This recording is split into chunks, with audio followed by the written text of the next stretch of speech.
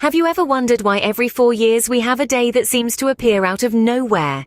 This is the curiously intriguing phenomenon known as leap day, and it occurs in what we call a leap year.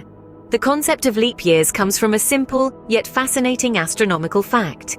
The Earth doesn't orbit the Sun in a neat 365 days, but in approximately 365.242190 days. This fraction of a day, if ignored, would slowly cause our calendar to drift out of sync with the seasons.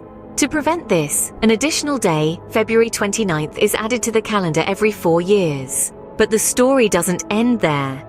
Leap years aren't just as simple as adding an extra day every 4 years. To fine-tune the calendar even further, a leap year is skipped every 100 years, unless that year is divisible by 400. This is why leap years were skipped in 1700, 1800, and 1900. But the year 2000, being divisible by 400, was indeed a leap year. The idea of leap years isn't a recent invention. It dates back millennia to various ancient calendars. Julius Caesar, influenced by the Egyptians, was the first to introduce a 365-day calendar with a leap day every 4 years. This was the Julian calendar, officially implemented in 45 BCE.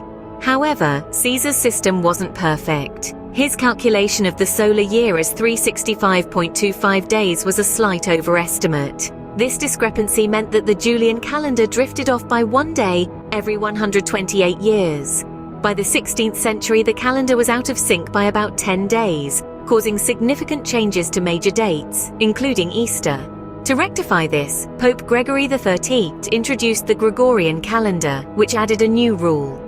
Leap years would be skipped in years divisible by 100, unless also divisible by 400. Even the Gregorian calendar isn't perfect. It still falls short by 1 day every 3,030 years, but until a more accurate system is adopted, we'll continue to celebrate leap day every 4 years.